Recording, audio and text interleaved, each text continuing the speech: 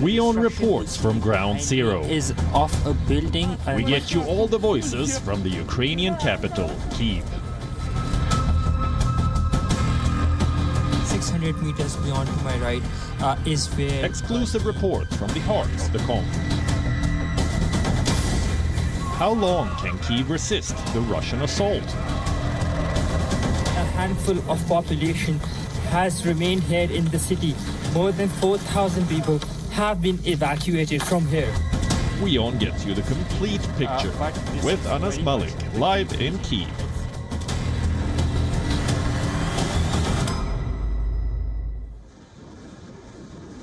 Since last November, Russia has been gathering troops near the Ukraine border. There were months of speculation. Back-to-back diplomatic talks, calculations, assessments. But no one imagined that it would lead to this. On February 24th, Russia launched an all-out invasion of Ukraine. By land, air and sea. The largest assault that Europe has seen since the Cold War. WION's Anas Malik has been reporting from the war-ravaged nation. From the streets of western Lviv to the besieged capital itself. I'm currently in Ukraine, traveling towards Lviv. From the border, the first city that I crossed was Mastaka. There is a general sense of anxiety and scare to the point, if I can just show you, that there is no light on the roads even. The street lights are off. You'd see a couple of checkposts on the road, guarded by the militias, by the army, by the police. So a lot of people have been seen fleeing the country. Lesser cars have been going in, and you'd be very lucky to find a ride or a taxi in case if you're crossing from Poland into Ukraine.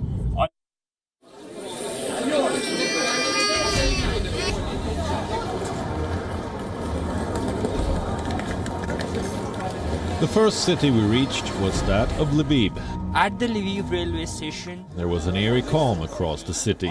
When the war started, Lviv became something of a sanctuary in Ukraine. It housed diplomats, politicians and Ukrainians who were fleeing the war. Embassies relocated their staff here, and foreign nationals fled to Lviv for refuge. The situation on the ground is a bit grim. The city has now opened up, but people are now learning to live with the new normal, for the very fact that this city is serving as a transit hub or as a transit route for people elsewhere in the country who intend on going towards Poland, and Poland, we understand, has taken the most number of refugees. So by and large, the city of Lviv, where I'm standing, it's currently feeling the heat, though it has not been attacked as yet. There have been preventive measures that have been taken by the city administration, including upgrading the ground bunkers and shelters as well. But life is not normal in this western Ukrainian city. Fleeing to bunkers multiple times a day has become the new normal here.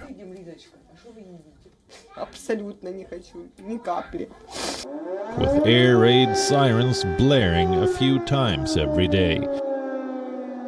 The people of Lviv flock to underground safety shelters. Anas Malik went inside one to see how life was like in Ukraine's underground bomb shelters. So I'm inside one of the bomb shelters that have been made, and if I can just walk you through, these are piles of sack bags filled with sand that has been kept here. There's a makeshift bed that has been that is here by the residents. It's just outskirts of Lviv. There are some sweet potatoes that are here. There's a washing machine, and then some people as well who are here. They've just made it with the basics because they fear an attack.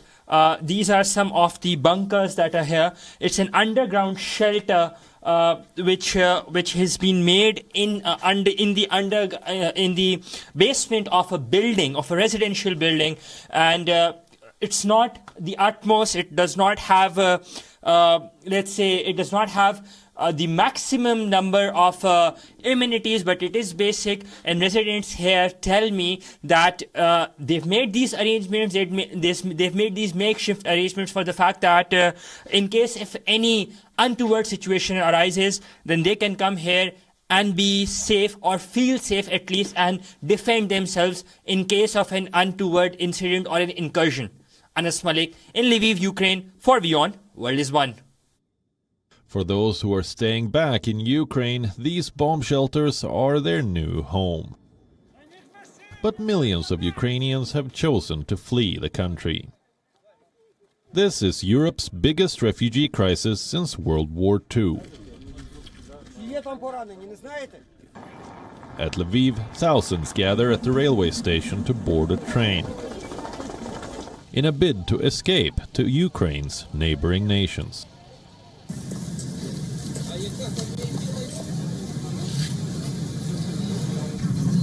Well, I'm at the railway station of Lviv, very near to it, and there are thousands who are leaving from here. If I can just show you as well, you can probably see hundreds and hundreds of people just leaving from here with their baggage, going towards the railway station, and in order to flee to safety.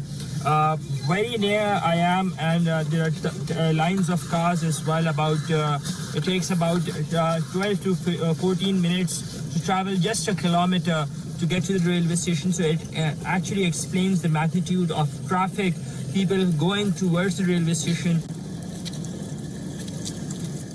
This is the Lviv railway station. It is situated some 60 kilometers from the Polish border. It is famous for its magnificent architecture and artwork.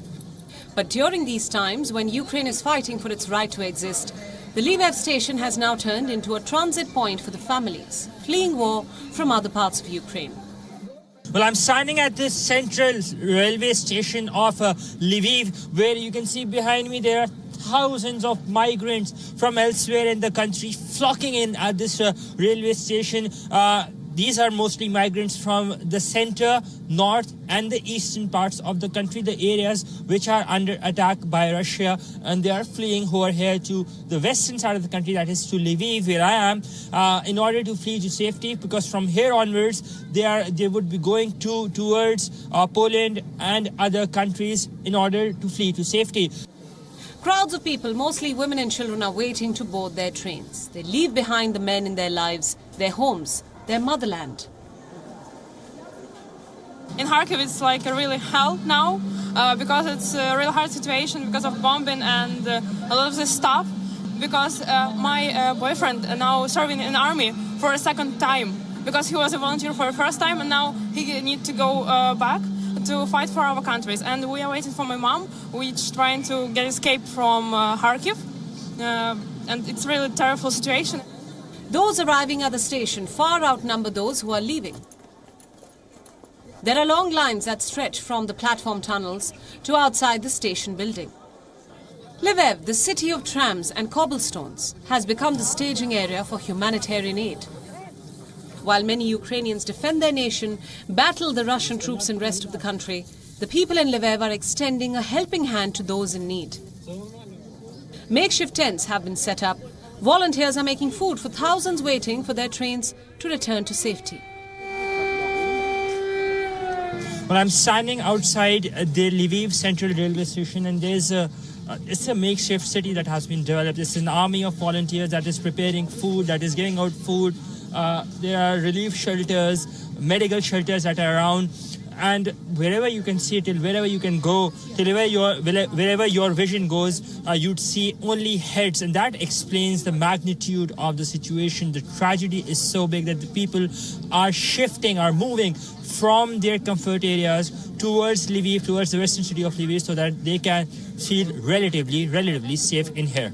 Anas Malik in Lviv, Ukraine, for WION, World is One. But with no end in sight to the conflict, some residents in Lviv are gearing up to fight. They are arming themselves with homemade Molotov cocktails, using wine bottles to fill the flammable liquid. How do these Molotov cocktails work, and why are they such effective weapons? Citizens here from Ukraine are making what they call bandora smuze, and they say that they are using this as a homemade weapon to protect themselves in case of any Russian attack. This is commonly made through bottles of wine or juices, glass bottles, and they'd be putting in some styrofoam in it. So first they will be putting in some oil in this glass bottle, as you can see. To an extent, they would put some oil.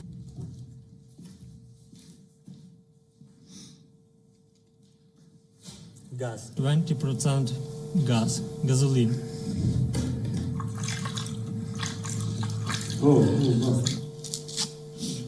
After the oil goes the styrofoam in the bottle.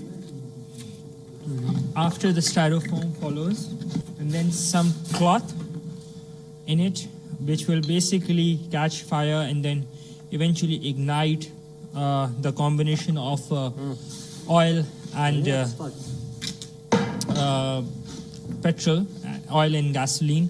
There you have it, a homemade weapon against in case a Russian invasion happens. That's how the people of Ukraine plan on defending themselves. Anas Malik in Lviv, Ukraine, for Beyond World is One. While Lviv was a sanctuary in the war-ravaged nation, the real battle was at the gates of Kyiv. So I'm currently on board the train from Lviv to Kyiv. We on Anas Malik took a train from Lviv to the besieged capital, where the trains leaving Lviv were packed with people.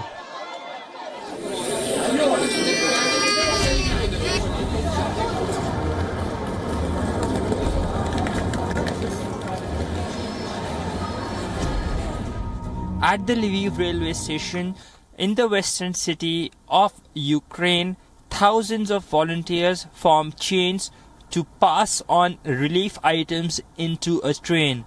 The relief items include milk cartons, medicines, water bottles, and other essential items to keep the city running. The city is under heavy attack by the Russian forces. It has been surrounded, and train travel is considered the safest way into the city of Kiev, which is the capital of Ukraine.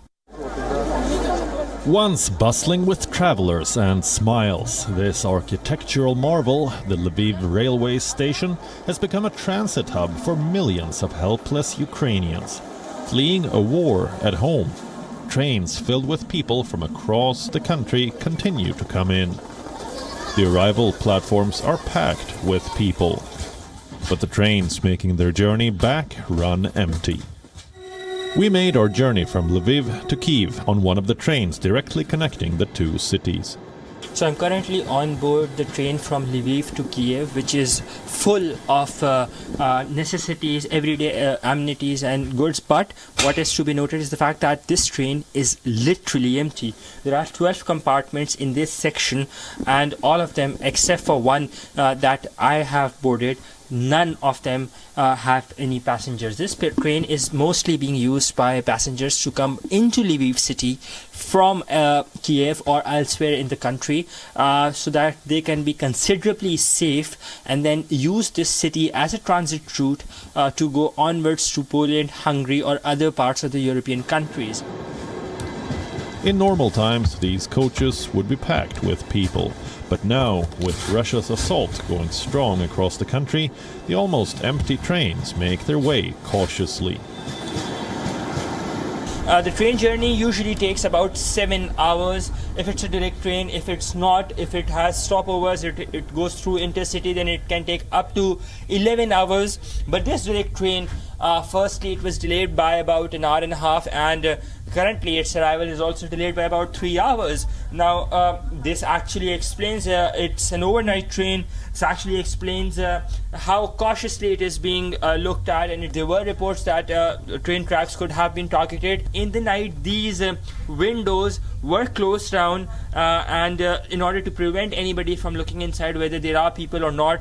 But in the morning, the authorities, the railway authorities, they opened these window shutters so that the light could come in, and then you could probably see outside as well. An eerie silence has taken over Kyiv as heavy fighting is underway, and the Russian troops are inching closer to the capital. The platforms here are empty. No one except volunteers can be spotted. We just arrived here after almost a 10-hour journey from Lviv. You can see the things that the relief items that we had spoken about, that they were being loaded onto the train. Now they're being offloaded with the help of the military. It's the current time. It's there on the board. The situation here is pretty grim. The railway station is almost empty. There is nobody to be found except for some media personnel who were traveling on the same train as well as ours. And the temperature here is currently -1. So the empty railway station and the empty train in itself is quite of a telling story.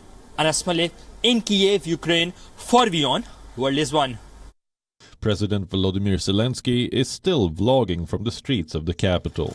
The Ukrainian military has a tough job at hand. They are closing all roads entering Kyiv to keep the Russian troops out, but at the same time keeping humanitarian routes open to help its citizens evacuate. I'm standing in Bucha on the bridge that has been blown up to dismantle or disconnect the Russian side to further crossover into Kiev and onwards to take over. Now, there's a massive evacuation that is taking place. Beyond this bridge was Irpin, and where I'm standing is called the area of Bucha. You see that there's a massive evacuation that has been taking place. You can see that the bridge is completely blown up at this point of time, and it's not possible. There's a detour that has been made. Similarly, this stockpile of everyday necessities that has been piled up around. There are some potatoes, water bottles, some guavas as well, and then tissue papers and so on, some medicines. I spot some medicines as well. So this is there to basically give support to the military personnel who are fighting. And I'll just show you the intensity of the conflict that has been ongoing. These are some bullet shells. If you can see, if my camera person, Vadim can just follow me as well. These are bullet shells, and there is complete destruction around. Probably, if my camera person can show you as well, there's a building nearby. There's a restaurant building, as it looks like, and it's completely damaged due to shelling. We've been hearing intermittent gunfire and shelling that has been ongoing, and in Irpin itself, there is the fact that there is currently an active war, an active battle that is currently ongoing. Anas Malik in Bucha, Ukraine, for WION, World is One. Russian missiles pounding residential buildings, families running for shelter, and residents taking refuge in the city's World War-era subway stations. The city of Kyiv has been under attack since day one, but even after nearly 3 weeks, it remains under the control of the Ukrainian government. I'm standing in Kiev, right next to the TV tower, which was very recently targeted by the Russian side. The missiles flew in over here. The shelling was done over here. You can probably see the damage as well.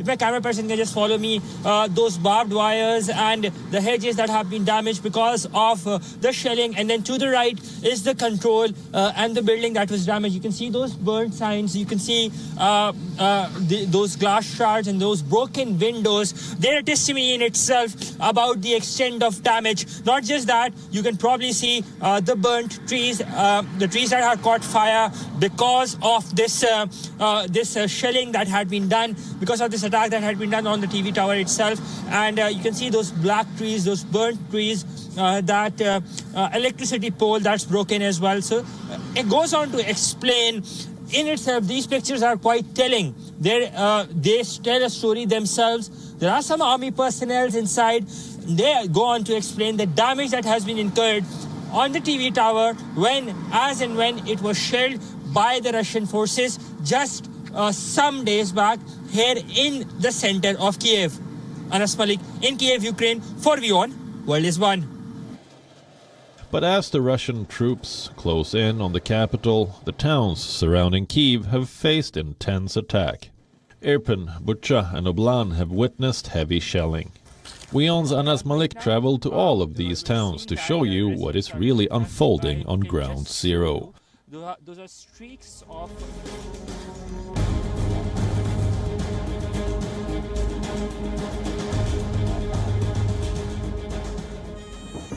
Just 25 kilometers from the Ukrainian capital of Kyiv is the town of Irpin.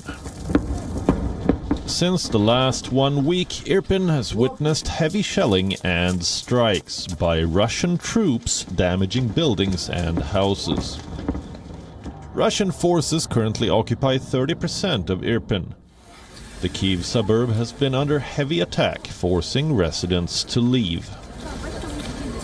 Ukraine want peace.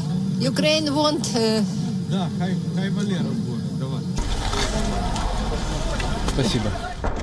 Clutching children, luggage and pets, Irpin residents made their way to waiting buses that would take them away from the war zone. Volunteers and fellow residents helped the elderly who were falling behind.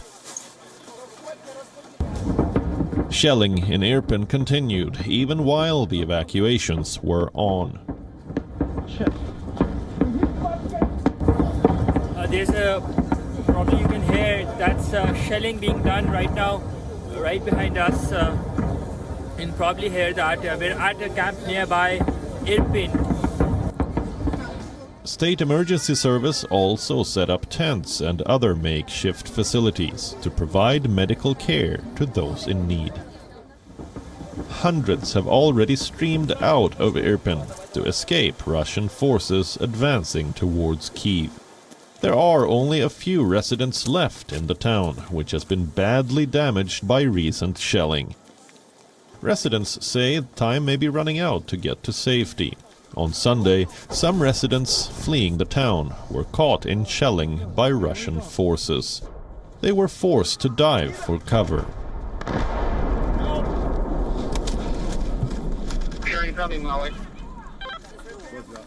With desperate mothers handing over their children to soldiers and strangers to help them escape the war zone which was once their home.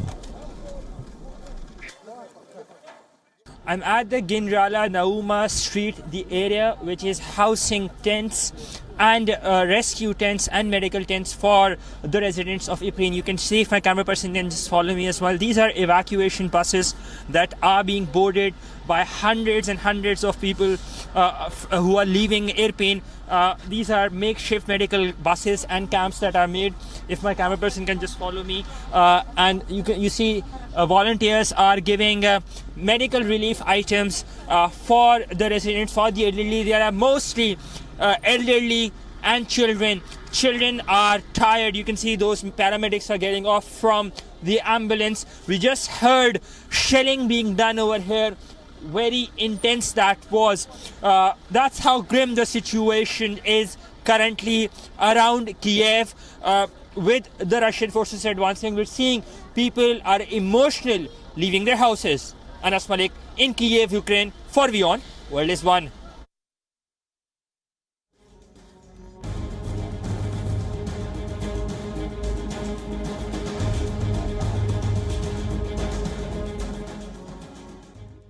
The destruction you see behind me is of a building, a multi-story building that was targeted earlier today. The debris can be seen over here. This residents here tell me that multiple rockets from the Russian side landed here on a residential compound that led to at least 2 civilians being killed and another 3 being injured. When we got here, we saw people evacuating with whatever belongings that they had that they could save, and they were on the move in order to leave this location because it came under attack and it's not in a condition where they can live their life right now. You can see the debris that is there, the destruction that has been caused because of these rockets that fell on this building at about 5 a.m. local time, and until 7:40 a.m. It was confirmed that at least 2 people have lost their lives. Now, what is pertinent to mention that this is in the Kyiv region, in the outskirts of Kyiv city.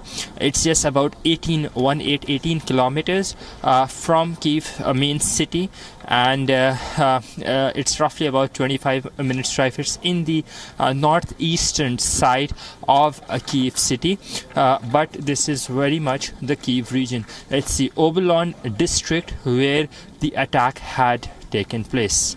Anas Malik in Obolon, Ukraine, for WION World is One. For now, the situation is this. There have been a fourth round of peace talks focused on establishing a ceasefire. The Russian assault continues, with the surrounding areas of Kyiv under heavy attack, but major Ukrainian cities still remain under the control of the government. This is a story that is developing every minute, one that we are tracking from the ground. As the conflict unfolds, WION's Anas Malik continues to bring us all the latest updates. For WION World is One.